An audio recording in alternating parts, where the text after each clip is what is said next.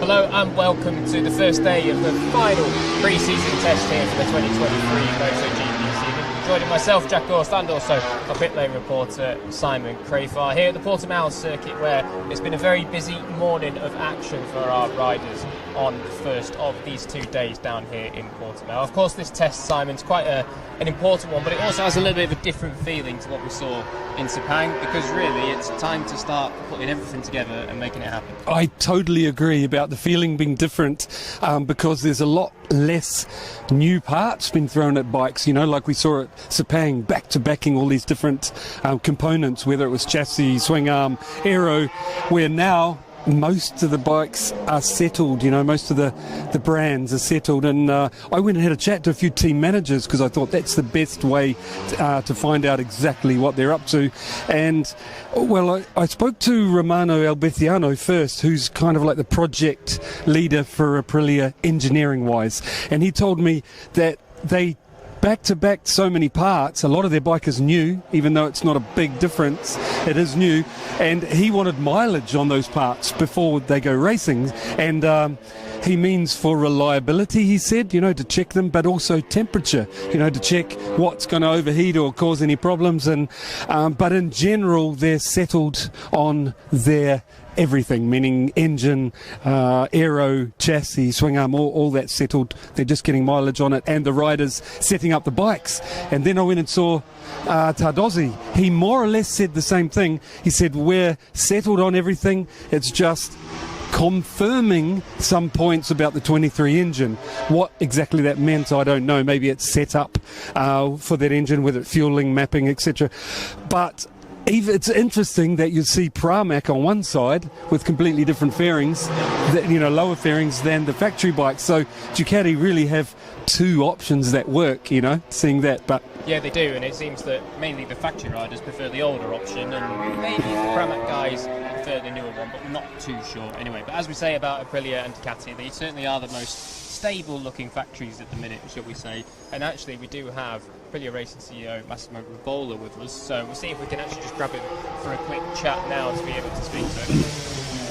Hi Massimo, do you mind if we interrupt you there for a quick moment? How are you doing first off? Hey Massimo. All good? Not really, couple of crashes in the factory team, but I mean, it's part of the game, so we know. We cannot complain for crashing, so... Well, we saw that the riders are okay themselves, aren't they? Yeah, the riders are okay. Maverick crashed at the last corner, so the speed is quite high there. Alation turn 1, and you know, after Silverstone last year, there is always a bit of what's going on there, are you okay, you know. But it's okay, the program is going on. Well, we're glad to hear that they're doing okay and everything's going well. And speaking of things going well, for the bike itself, of course, Aprilia this year look like you're going to be the main rivals to Ducati, and looking that way, looking very strong. Maybe on some tracks, yes. Unfortunately, Ducati are too many and all very, very fast. So, yeah, for sure, being the first of the others is let me say, is a target.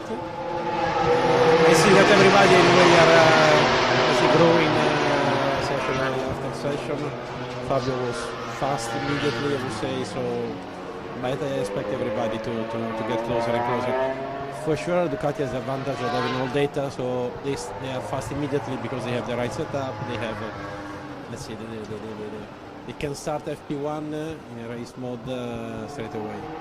Well, they certainly can. As you say, 8 bikes on the grid. I'll let Simon dive in because I'm sure that he's got questions for you. Yeah, Massimo, your bike, looking at Sepang and here, you have a lot of new parts on there. Not big changes, but a lot of new parts. How would you, it looks like you've chosen everything, it's all settled on aero, and how would you describe the step forward? Is it a good step forward or very small, very similar? You know, when the gap is so small, a small step becomes a big step. So if from last year we found, let's say, 0.2 is already a big step. I cannot classify and put a number yet. 2 tracks are not enough to determine the statistic, but I think it's a bit better. In what area, can I ask? Well, a bit on aero, a bit on engine. We are working on electronic, and we know that then we can move that also to the satellite team. So let's say, the targets for everybody is never enough. So keep improving is the target, and I think it's a small step, but it's a step. One last thing, I hope you don't mind me asking this either, is I can imagine your position when you have two riders fall. Do you feel that it's anything to do with machine, or is it just beginning of the season, the riders know they're in the last setup before they go racing and they're pushing it? Yeah, well, when you have actually four riders and not two, very competitive. We saw Miguel here straight away. Obviously, this is on track, but at the beginning it was a reference for everybody, and this will improve the performance of all the other three. On one track will be one rider, the other track will be another rider. So I think that we need to pay attention to follow what each single rider asks to get the confidence to push to the limit, and it's not the same for everybody. So that is the most interesting job I think we have now. Thank you, and we wish you luck. Thank you very much. Thank you, Massimo. Thank you. So, as you saw there, Massimo Rivola, of course, lovely points. Initially for the riders, but both riders doing okay, which is fantastic news. And in terms of the team itself, as he's confirmed there, they've taken small steps and slowly getting better. Actually, when he was speaking about small steps, it reminded me, this morning I interviewed Lucio Cecchinello from LCR Honda, the team manager there, and I asked him if the new Honda was a big step forward, and he said, well, I can't say a big step, but in lots of areas we've taken a small step. So, as he said, a small step, all those come into a big step, then maybe Honda have found a little bit of a gain in direction this year. Well, I'll run through the other team managers and I'm going to come to Honda, what you're talking about, but I spoke to Francesco Guidotti, so team manager for KTM, and he said that's the first time here today that their riders have had all of the parts they tested and confirmed were the choices, the rider's choice, all together on one bike, so it's the full package, and they haven't done that before. So basically they've confirmed everything that they're going to run, put it all together, and now it's down to the riders to get the setup for this package, because they said they've had Danny Pedrosa last week at Jerez. Yes. And he's done it, but every rider has their personal tastes, so that's what they're working on now, is setting up for the race with all these new parts. Honda and Yamaha, I wanted to leave them till last to touch on, because to me it feels like they're the only ones, when you watch from pit lane, that everything isn't confirmed. When I say everything, the aero, they're still playing with aero. Honda have had a couple of different aeros and different front fairing and air intake. And they've got two different chassis, Mark and Joan Mir. So the factory team have different chassis. I'm sure they'll filter through to the LCR team. But what I'm saying is, seeing these changes that are big things that ideally you would like them to be confirmed at Malaysia, Honda and Yamaha are still playing with them, meaning they're a step behind the others. That's my gut feeling. Yeah, it's also evident just in the timesheets alone to see that they are a little bit step behind. The first Japanese manufacturer at the moment, last I looked, in 9th with Fabio. Really? Wow. And that, to me, you can't tell everything from testing on times at all, but it kind of did tell the story here. Yeah, it does paint a picture, that is for sure. One thing actually that's quite interesting, I've actually got Mika Kallio coming up here. Mika, is it okay if we grab a quick word? Is that alright? You've got to just come into the middle. The legend himself. Welcome. Mika, of course, KTM test rider for many years now, and also former Grand Prix rider and winner in your own right. Mika, it's been a very, very busy winter for KTM, and I'm sure that obviously you've been a core part of that. How confident are you coming into this year that you have an improved package? It's always a bit tricky to come here, everybody knows that the track is really complicated, hard to find, let's say, the good base setup for the bike and the good feeling for the riders.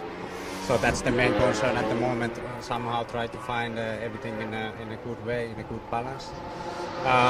So, like we said, from the results we still have some things to do.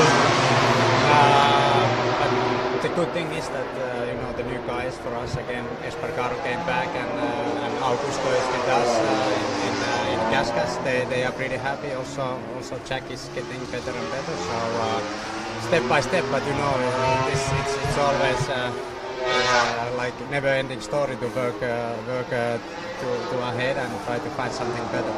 I'll let Simon dive in because I'm sure he's got some questions. I'll use your mic still if that's okay. Mika, can I put you on the spot? You know firsthand, how and where do you think KTM have made a step from last year, and I know you've been working really hard on it because you can see new aero, different chassis, and hear different engine sounds, so they've obviously been trying really hard. How do you see the step forward? Yeah, like you said, that many things has changed from last year, and still a lot of work to do to get best out of it, and let's see. Like even if we've been working a lot, it seems that everybody else did the same. So always everybody is improving, step by step. And now we just need to find a way, basically, how to balance the bike, how to make the best setup, especially for this track and for the first round. I would say that it's something that at the moment we think that there is a lot of potential from the bike, but at the moment we still can't see that on the lap time. So hopefully something is coming, and the riders, that's the main thing, that we need to get the riders happy. We need to give them the bike to be confident, and I think the results will come then. Excellent. You mentioned something there about finding the setup, at the circuit to make the riders happy. Is it a circuit that's good for testing? Meaning, if you find a setup that works here and it's difficult, does it work at other circuits or not?